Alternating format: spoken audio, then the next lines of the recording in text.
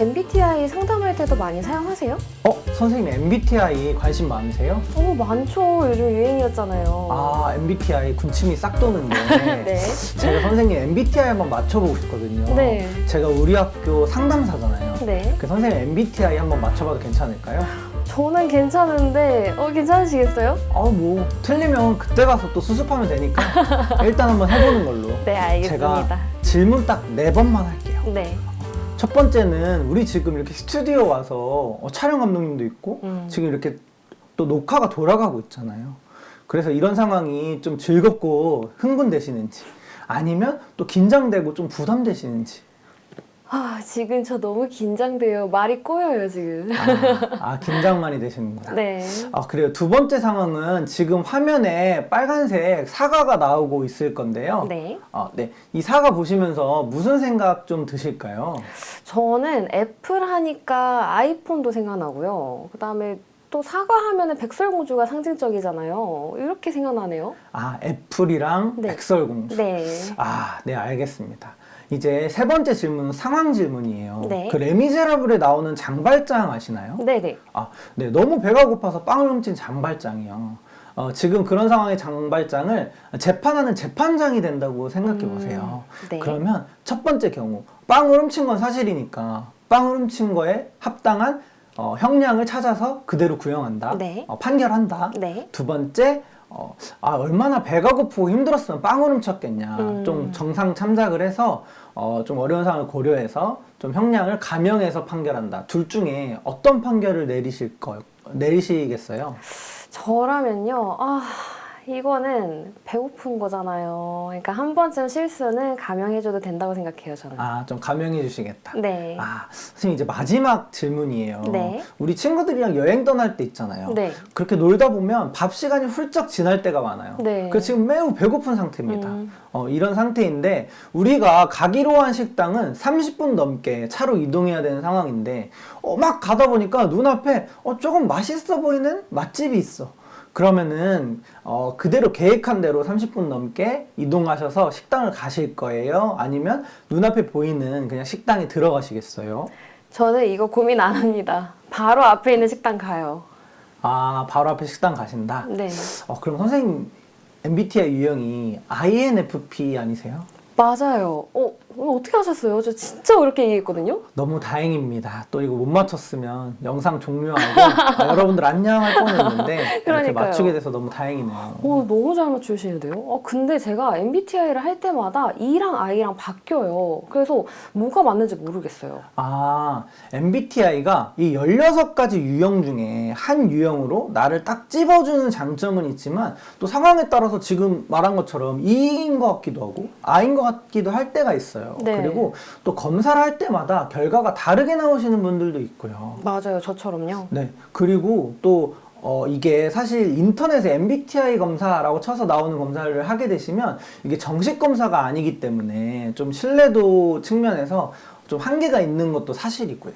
그렇다고 하더라고요. 근데 그래도 MBTI가 유행이다 보니까 요즘 기업에서는 면접을 볼 때 첫 질문이 너 MBTI 뭐야? 이렇게 물어본다고 하기도 하고 그다음에 뭐 유형별로 여러 가지를 알 수도 있는데 뭐 여행 스타일 아니면 뭐 자기한테 맞는 재테크 그다음 뭐 술자리에서 특징 그리고 옷 스타일 이렇게 여러 가지를 또 알 수가 있대요. 맞아요. 선생님 근데 우리 MBTI 이야기 한참 하다 보니까 인사를 못 드렸는데 맞네요. 인사 한번 드리고 네, 들어갈까요? 알겠습니다. 네, 여러분 안녕하세요. 저는 디지털 서울문화예술대학교의 학생상담센터에서 상담사로 근무하고 있는 박종석 상담사입니다. 네, 안녕하세요. 디지털 서울문화예술대학교 417학과 조교 이경선입니다. 반갑습니다.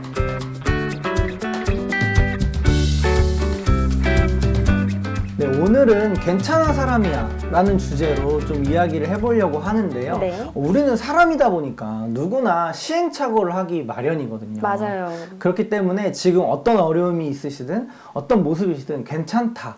라는 이야기를 꼭 해드리고 싶었고 네. 그거랑 더해서 오늘 상담이 어떤 것인지 이제 두루두루 이야기를 좀 나눠보고 싶어서 이렇게 카메라 앞에 서게 됐습니다. 그럼 경선쌤, 아까 전에 MBTI 이야기 한참 했었는데 네. 이어서 하자면 네. 요즘에 MBTI 인기 진짜 많은데 네. 아까 전에 말씀해 주셨던 것처럼 면접할 때도 물어볼 정도인데 그쵸. 왜 이렇게 MBTI가 인기가 많고 사람들이 좋아하는 걸까요? 일단 제 입장에서 보자면요. 저는 일단 나라는 사람이 어떤 사람이지? 이 궁금증으로 시작을 했는데 하다 보니까 뭐 나랑 맞는 유형도 있고 아니면 뭐 반대인 유형도 있고 여러 가지를 알 수가 있더라고요.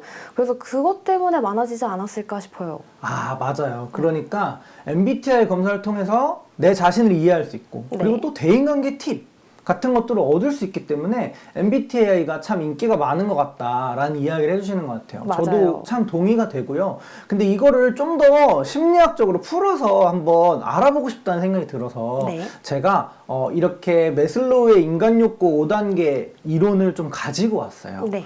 그래서 생리적 욕구부터 자아실현의 욕구 이렇게 5가지 욕구가 인간의 기본적인 욕구다라고 얘기하고 있는 건데 이 5가지 중에 어떤 욕구를 충족시키기에 MBTI가 도움이 되는 것 같은지 연관이 있는 것 같은지 한번 편안하게 이야기해 보실 수 있으실까요?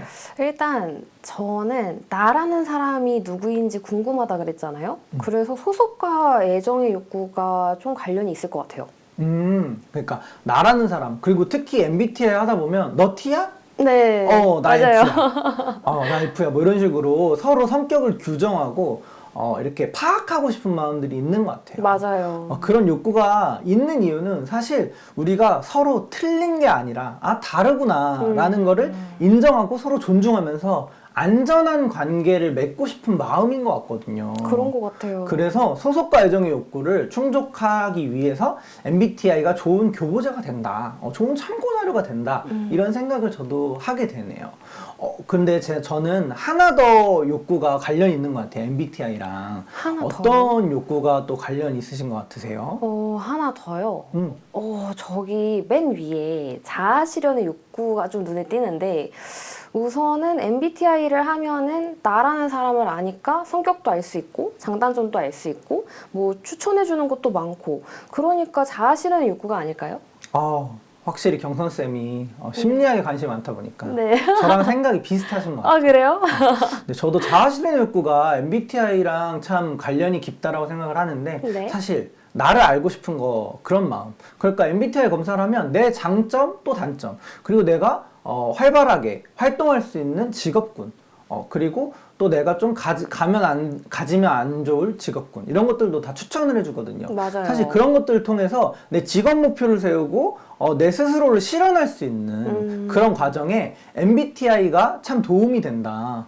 좋은 참고 자료가 될 수 있다. 이런 생각이 들어서 자아실현의 욕구를 충족할 때도 MBTI가 좋은 교보제, 참고 자료가 된다라는 생각이 들어서 소속과 애정의 욕구, 자아실현의 욕구 이런 우리의 기본적인 욕구들을 MBTI가 좀 충족시켜주고 있는 거 아닌가.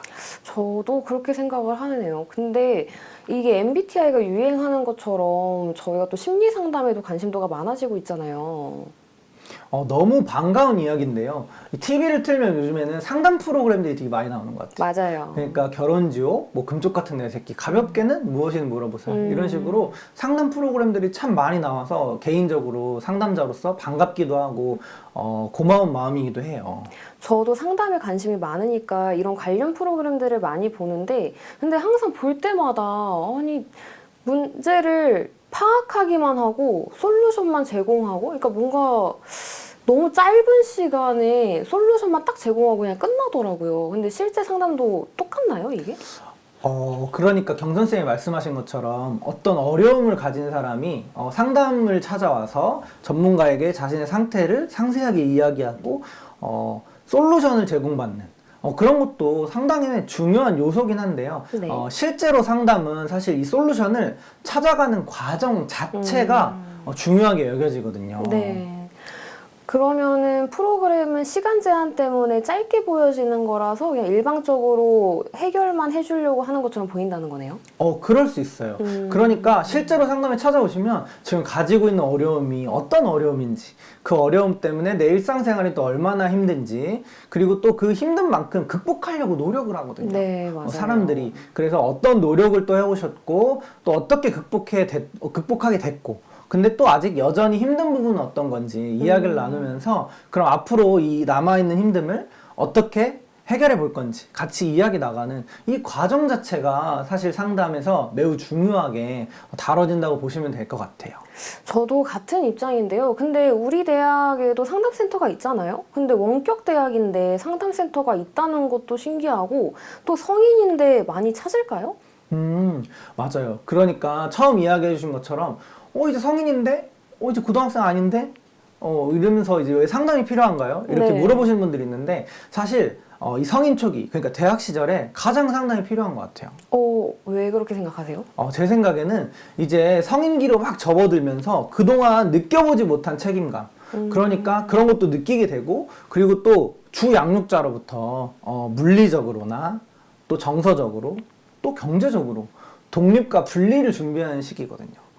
그러니까 첫 사회생활을 시작하는 만큼 부담감과 책임감이 있기 때문에 더 필요하다는 거잖아요. 그럼요. 그러니까 시행착오도 그만큼 많이 겪기 때문에 꼭 상담이 필요하고, 그리고 또 대학교에서 공부하는 세팅이 고등학교랑은 사뭇 다르거든요. 맞아요.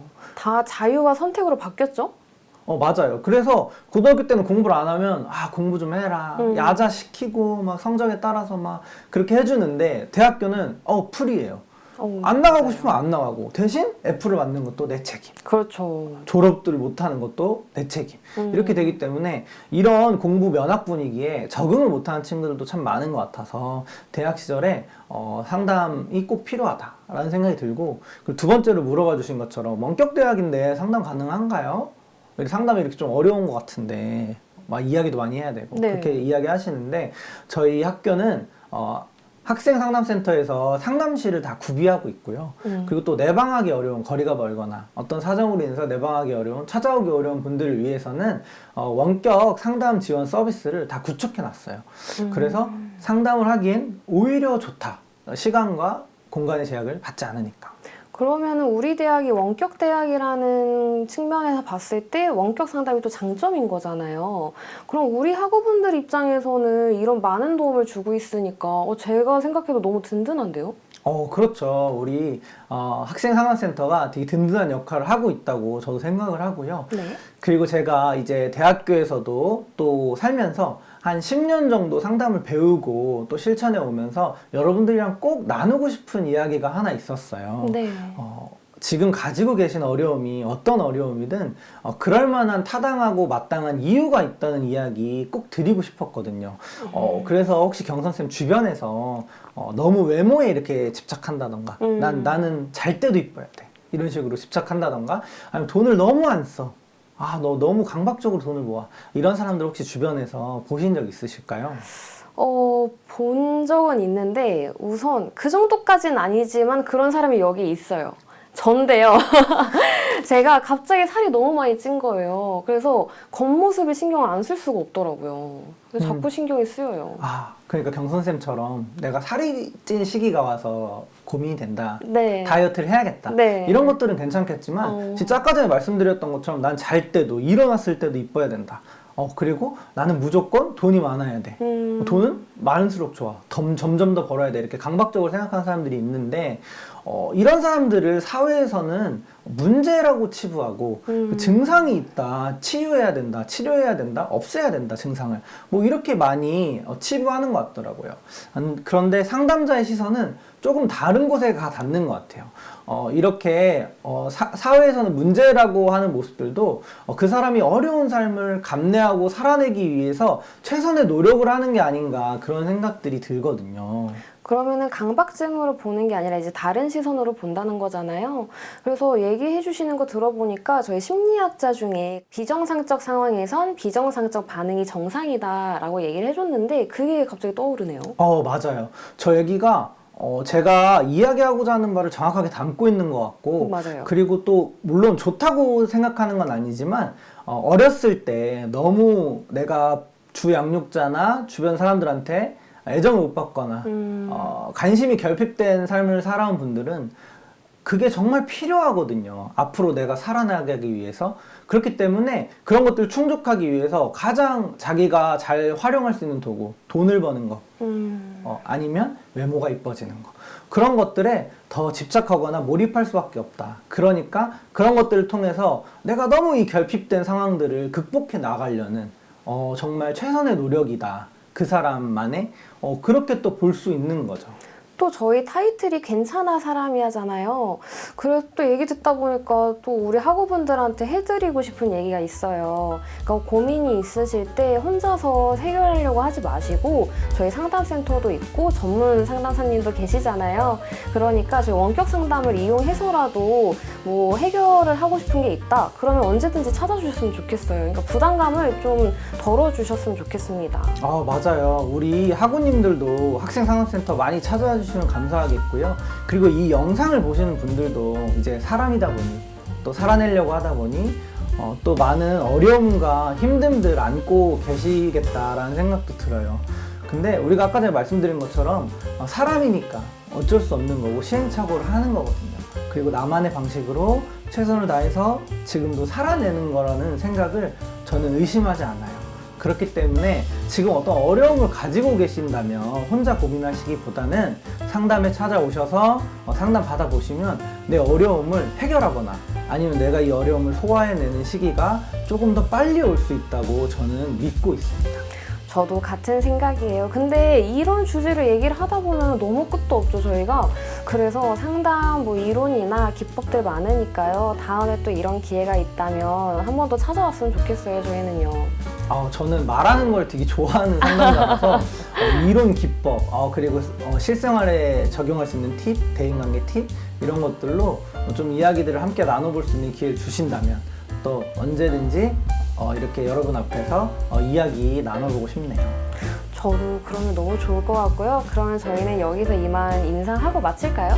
그러면 스타백을 프로젝트는 앞으로도 쭉 이어질 예정이니까요. 많은 관심과 참여 부탁드립니다. 부탁드립니다.